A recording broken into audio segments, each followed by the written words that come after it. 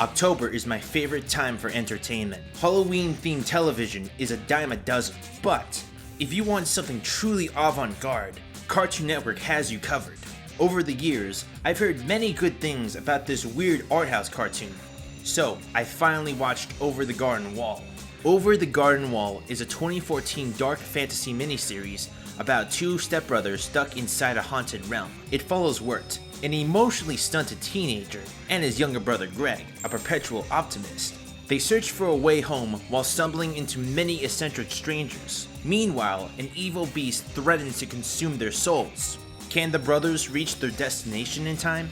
Over the Garden Wall has a well-earned S-tier ranking. The memorable characters, somber atmosphere, and twisted world building come together in a super satisfying way.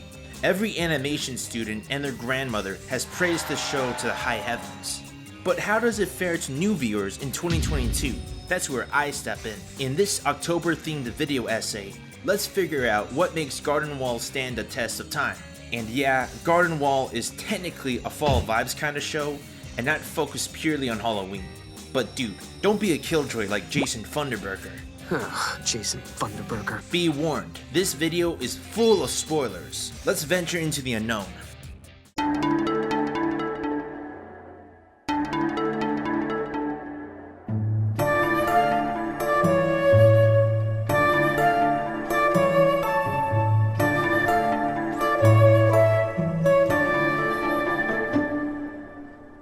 The show begins in the unknown, a mysterious dimension stuck in 18th century colonial America. One fateful day, two stepbrothers from the late 20th century accidentally fall into this rabbit hole. They try to reach their home via the woods, but they have no luck. The younger bro shouts positive non sequiturs, while the older bro loses his sense of direction. Wirt is a depressed yet articulate 9th grader. He's a pushover, actually a really stubborn pushover, but has high stats and wisdom. He writes poetry and even knows bird biology. In essence, he's a nerd. No, Greg, a bird's brain isn't big enough for cognizant speech. Hey, what was that? Wait, that voice sounds familiar. What in the world is going on? Why yes, Wirt is played by the most legendary actor of all time. He's not the guy. I am. The guy from Spy Kids 3. Now he's definitely the guy. For real, Elijah Wood absolutely killed it as Wirt. Wood sells that awkward energy of an older brother. The voice acting is great across the board, especially for Wirt's younger brother. Gregory is an honest and half-glass full kind of boy. Greg's optimism fuels his bravery against the most dire odds. While Wirt is cautious and timid, Greg is outgoing and takes things far too literally. He carries a pet frog, and that's a rock fact. It's a rock fact. The two brothers stumble upon the woodsman, an axe-wielding man carrying an oil lantern. You know he's suspect when he's voiced by Emmett Brown. Everyone has a torch to burn. How could I have been so careless? Team Wirt is rightly skeptical of this guy, but they've been traveling in circles all day and need directions home. The woodsman takes the boys inside his old grist mill, a primitive oil refinery powered by the river. Wirt lies on the couch and recites bad poetry to himself. Sometimes I feel like I'm just like a boat upon a winding river, twisting towards an endless black sea.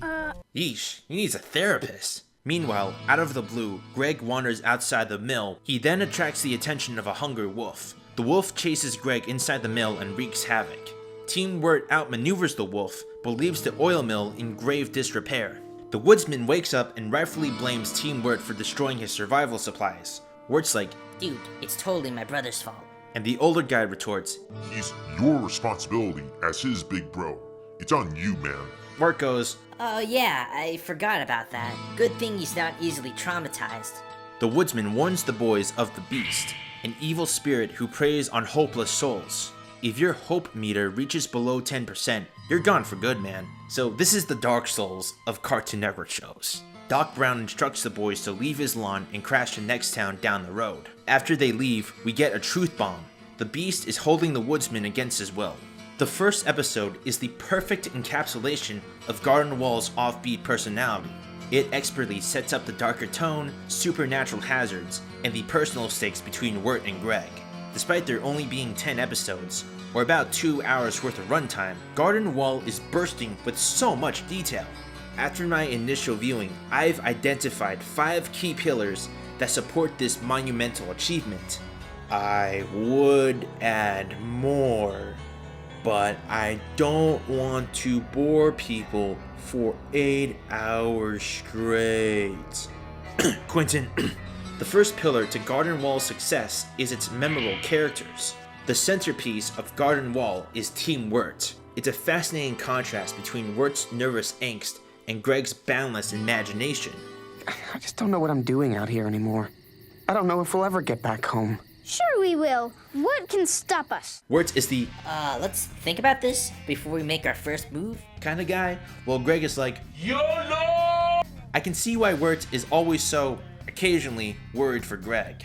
This conflict of attitudes is reflected in the character design. Garden Wall has an oil painting art style, but adheres to the design trends of the 2010s. Large eyes, simple shapes, and easy to draw silhouettes. But don't be fooled, these small details make all the difference. WIRT consists of a Santa hat, a triangular nose, suspenders, and a cape.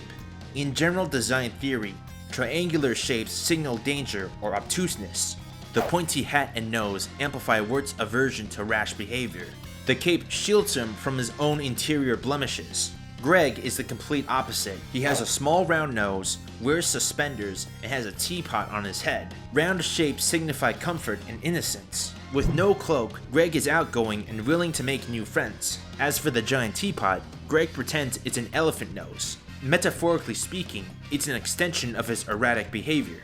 I might be reading a little too much into this. I mean, you could say the production crew just wanted something visually distinct, but still, they did a great job expressing Team WIRT's quirks in visuals alone. We soon learned that WIRT and Gregory are from 1980s suburban America. Team WIRT gets chased by the police, falls into a cold lake, and then teleports to the unknown. Some fans speculate that the boys drowned and teleported into a purgatory dimension, i.e. a plane of existence between living and dying. Some like to call this the purgatory theory. I call it the medium place theory. The unknown is a realm where the same year plays on repeat. Moreover, the culture is stuck in 18th century traditions. WIRT and Greg are pilgrims who wander this dangerous forest alone. Oh, you're a pilgrim.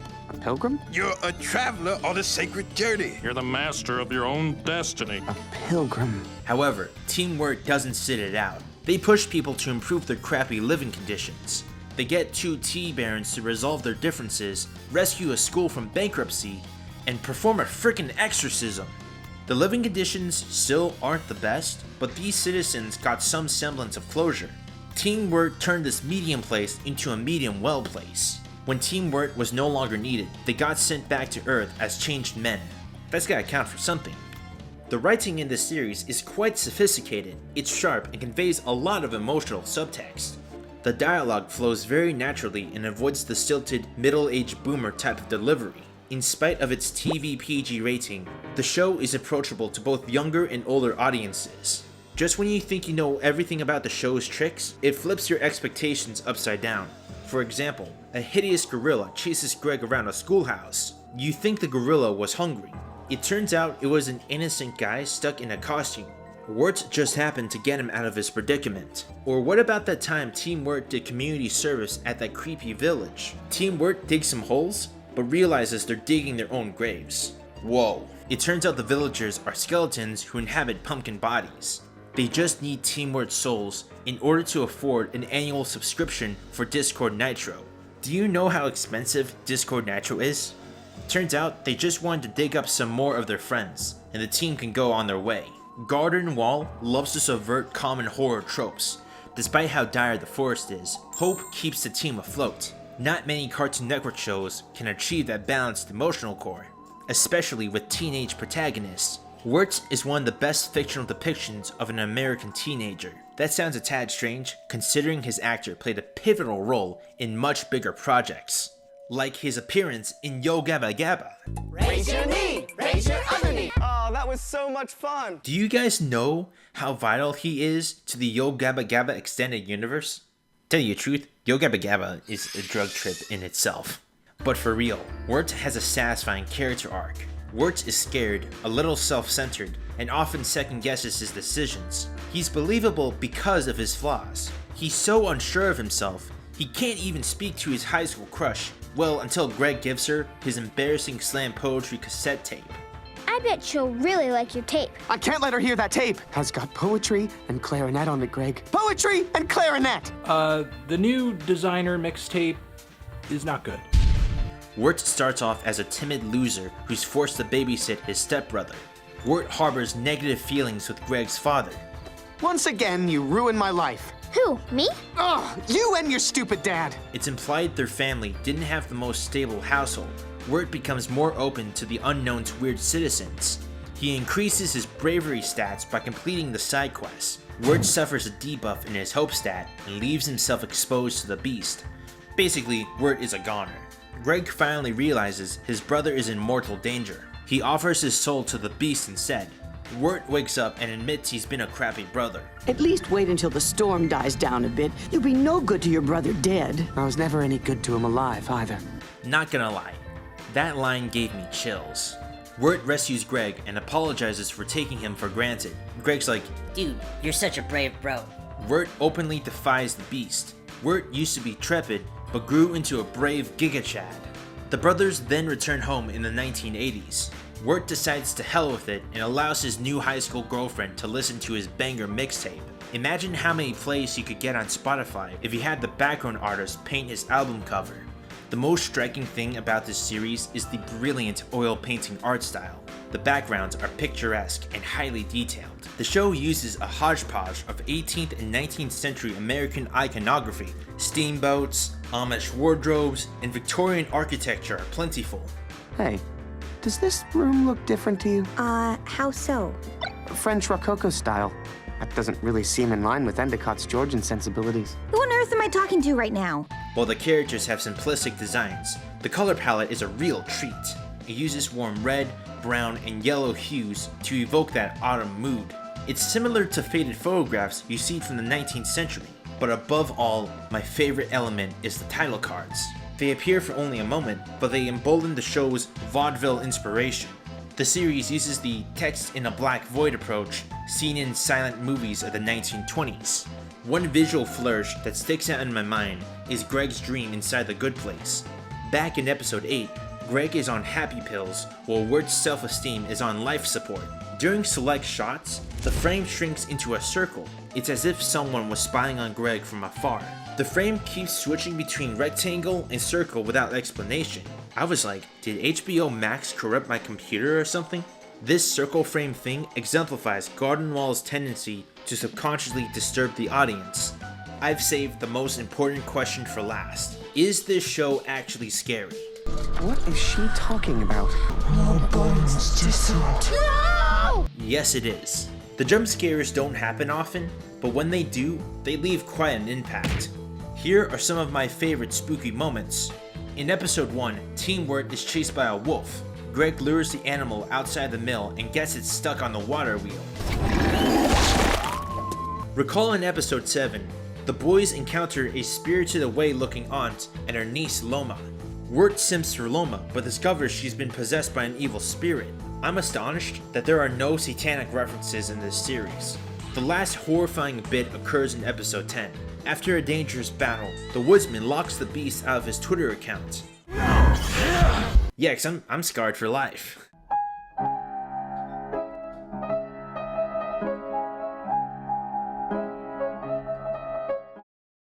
Over the Garden Wall totally lives up to its lofty reputation. The writing, world building, and casting are all spot on. As someone who saw it for the first time this year, it's aged like fine wine. I greatly enjoyed Wirt's arc from being an awkward incel to a responsible older brother. The show managed to tell a satisfying story in just 2 hours. No cliffhanger, no sequel hook, that's it. It's shocking that Cartoon Network never expanded this franchise aside from some supplementary material. Thankfully, Garden Wall knew when to end on a high note. Thanks for watching. Have a spooky Halloween. Remember, no characters were harmed in the making of this video. Well, except for Elijah Wood. You don't want to be that guy.